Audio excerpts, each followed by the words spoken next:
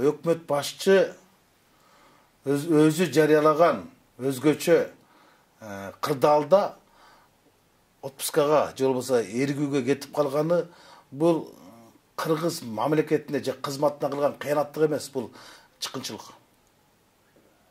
Чыккынчылык деп айтам. Анткени бизде азыр өзгөчө абалды өкмөт өлкө башчысы киргизет. Чрезвычайное положение. Ал жерде конституциялык мыйзам бар. Комендантка башыйт. А өзгөчө кырдаалды өкмөт киргизген. Өкмөт башы өзү киргизген. Анан өзүнүн карантинге киргизип алып, элди камап коюп алып, анан өзү эс алганы бул кандай? Бул кандай өкмөт башчы? Бул эргүүгө кеттүү, же тергөөгө кеттүү кеп анда эмес да. Жалпы эл, карапайым эл карантинде камалып жатат. А бул болсо жыргап эс алып жатат, кымызып жатат.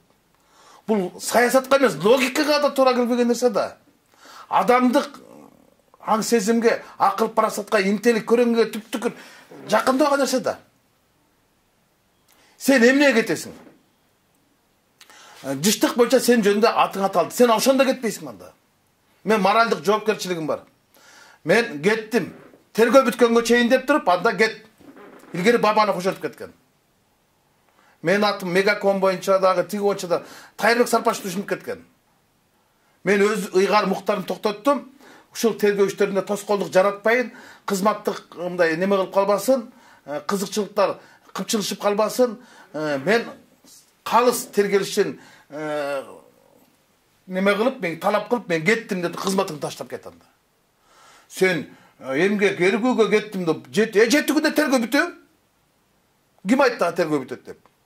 Анда тергөөчү айтыш керек болчу да, буга айыпты тагып, кабарлама берип туруп, аны тергөө бүткөнгө чейин анда кетиш керек. А жок, мен бир базарга эмгек эргүүгө кетем деген бул туура эмес болуп калат. Бул эч кандай мыйзамга дагы, саясатка дагы, логикага туура келбеген нерсе. Адамдык аң сезимге да туура келбеген нерсе. Анан вирус, минус, экономика, эл өкмөттөн көп нерсени талап кылып атат. Граница жабык, чегара. Казак-кыргыз границасы жабык турат. Чегаралардын баары жабык турат, бул киши кетип калып атпайбы? Согушта аскерин таштап, качып кеткен аскер башчысын өлүп атпайбы? Дезертирство деп коюшат атайда. Өз полку чыдап кеткен алчу. Кеме чөгүп баратканда командир качып чыкпайт да. Эң артта чыгат да. Мен түшүнбөй койдум. Кандай болгон күндө дагы өкмөт башчынын бул мындай аракети, мындай кадамы бул жоопкерчиликсиз, жоопсуз кадам. Бул жоопкерсиз адам экени айгинеле койду. Негиз жок болчу. Экинчиден мен башка нерседен көрүп турам бул. Өкмөт башчынын отставкага кетишин. Бул жыштык боюнча деп, жыштык боюнча башкы прокуратура кече Жанар Акаев экөө алым салып айтышпады. Жанар булар күнөрдө тиги булар деди, бул предписание болгон 20-апрелде эле кайтарып калган деп атпайбы? Андай болсо, анда эмнеге кетти? Анда эмне кетти? Генеральный прокуратура предписание кылып, бардыгын ордуна кайтарып койгон болсо, калтырып койгон болсо эмне кетти?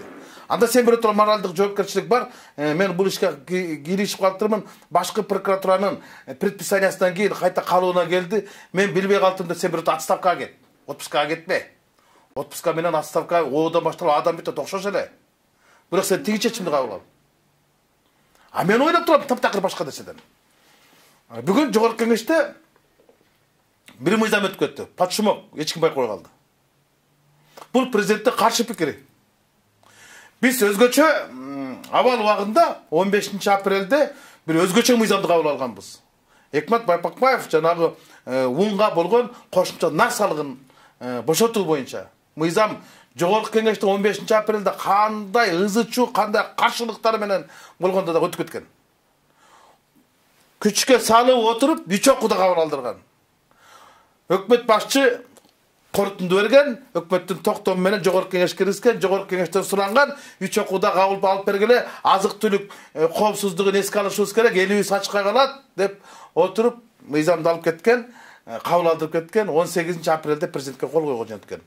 Президент буну 6-майда каршы пикирин жазып туруп, кайтарып жибериптир жогорку кеңешке. Бул деген нени билдирет? Бул деген өкмөт башчы же жогорку кеңеш президентти алдады дегенди билдирет. Эгер чындап эле азык-түлүк коопсуздук ошол мыйзам керек болгон күндө эмне үчүн өкмөт ал депутаттын эмес мыйзамы өкмөт корутунду берип атпайбы өзүнүн токтому менен жогорку кеңешке киргизип атат баяндамачылар отурат өкмөттүн өкүлдөрү экономика министри айыл чарба министри салык кызматынын башчысы алар өкмөттүн корутундусун айтып атат ушул мыйзамды кабыл алып бергиле карантин убагында өзгөчө абал убагында элибиз таман алып калайык азык-түлүк кошумча нарк салыгынан бошоткула импортту унду деп анан ошондо эле айтканбыз ызылдаганбыз бир топ депутаттар бул лобби бул 2-3 кишинин кызыкчылыгы мамлекеттин кызыкчылыгы эмес карапайым элди карантинге каматтырып каражат жасап атасыңар эмне үчүн немеге эмес 5 жылга болчу бул мыйзам 2025 жылдын 1-январына чейин болгон 5 жылга чейин коронавирус карантин болот деп ким айтты аларга тилеги жамандарга ошентип бул мыйзамды өткөрүп алып кетишкен биз ойлогонбуз мындай ушундай автоматта тездик менен алып кеткенден кийин президент ошол күнү кол коюш керек болчу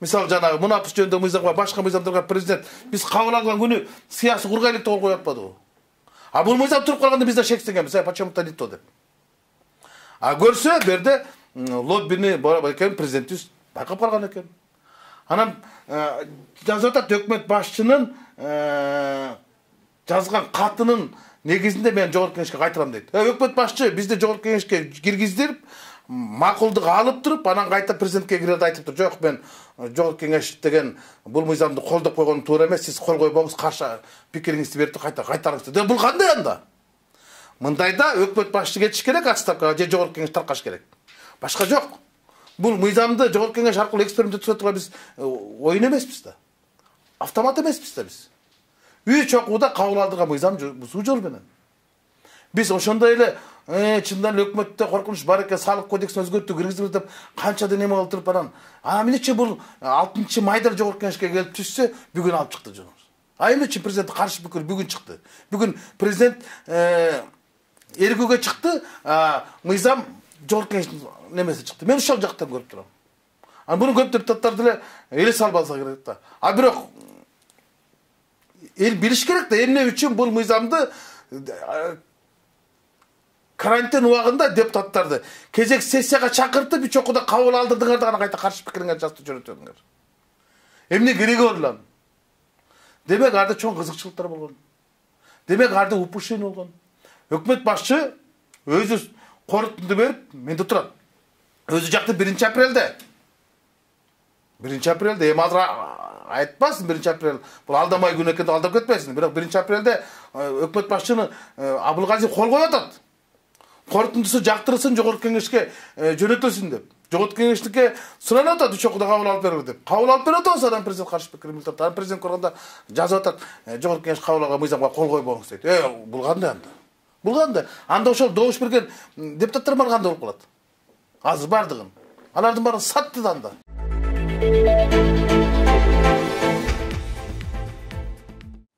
ал кишиге бул өтө оор тийди мен аны сездим 2 минуттай жер карап ойлонуп отурду ой басты анткени кандай болгон күндө деле мисалы биз каалайбызбы каалабайбызбы Акшумкар десе Сариевди Атамекен десе Текебаевди Эздипка десе Атамбаев таанайт партиянын түптөгөн күчтөгөн күчү ушул буну эч ким тартып албайт буну эч ким тана албайт анан ошол өзү өстүргөн баланын өзүнүн жакындары өлтүрүп атканда ал киши кандай акыбалда болмок эле албетте өкүнүчтүү да өтө оор кабыл алды эми акыркы күнгө чейин аракет кылдык ал мени аябай суранды мүмкүн дагы бир жараштырганга аракет кыласыңар деп эми жарака өтө эле чоңоюп кеткен алакка караганда жарака чоңоюп кеткен бир тарап эки тарап менен жолугуп атты Масель менен дагы жаакташкан Адил Кундуз Жолдубайлар бир тарап болуп Темирлан Сейит Кадырлар бир тарап болуп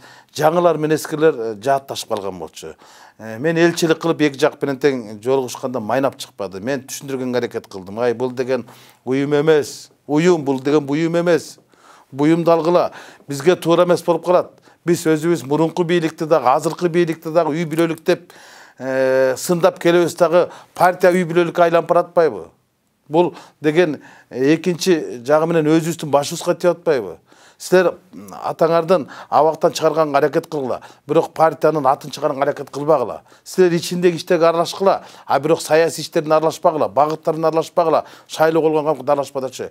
Колуман келбеди, ачыгын айтып коюшум керек. Мүмкүн менин тажрыйбам жетпеди, мүмкүн менин айткан сөздөрүмдү алар уккусу келген жокпу. Мен мүмкүн башка да күчтөр болду. Мен ал жөнүндө да угуп атам.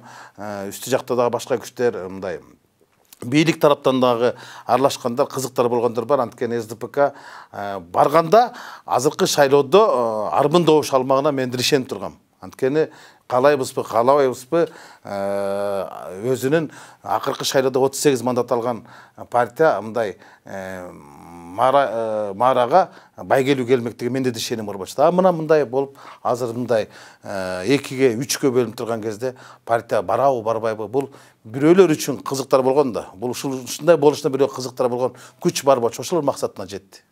Мындан башка да себеп болушу мүмкүн. Финансы жагандай. Себеби эч ким эл билбей эле, уруш чыккандыгын, чыр чыкканын билет, бирок сырын билбей атат да, эки жак. Эми мындай болду да, жетекчиликтин талашы болду. Кийинки парламенттик шайлоодо партиянын 2 жыл бир тизгини менин колумда болсун деген күчтөр болду. Мен аралашкан жокмун андай немелерге, бирок мага айтышты, тизмени өзүңүз жетектейсиз, тизменин башында сиз болосуз, сиз барасыз деп барам. Бирок партиянын башында мындай бир топ болду. Ошол эле ачыктап эле коеюн, ошол партиянын башында болом деген адамдардын амбициялуу адамдар көп болду. Ошол эле жаш балдар да болду биз партиянын. Анткени мурунку досторум бардыгы сатып кетти. Биз ишенбейбиз эч кимне деп аткан сөздөрдү болуп атат да. Биз гана үй бүлөс гана балдар кармашыбыз керек, анткени баары сатып кетти. Ошол убакта мен жетектейин деген адамдар да болду партияны. Туйгунал Абдырайымовдун дагы ошондой ошо эки жактан жаатташтырбай мен өзүм жетектеп барайм деген дагы ниети болду. Башкалардыкы да болду. Анан кийин эми айтып атпайбы, Айдыл Турдукулов ушу партияны барсам болот деген ою бар болчу деп. Темирландын деле мүмкүн ою бар чыгар. Ошо партияны жетектеген Сейиттин деле ою бар чыгар. Мына ушулардын амбициясын аркандай албай койгону, алдыга анализ сала албай койгону, же болбосо сергек сереп сала албаганы ушуга себеп болду. Мындайда угуш керек болчу. Жок, булар башка жак менен кетип калышты. Атасындагы сөзүн уга албай койду, укпай койду. Эми атасы менен көп деле кездеше алган жок да булар. Анан эгер ал кишинин абакта жатканы көп нерсеге себеп болду. Эгер ал абакта эмес, мындай маалыматты тез алып турганда мынчалыкка жол берилмек эмес. Анан ушу абакта калганы тиги саясий интригада сыртта калып калды.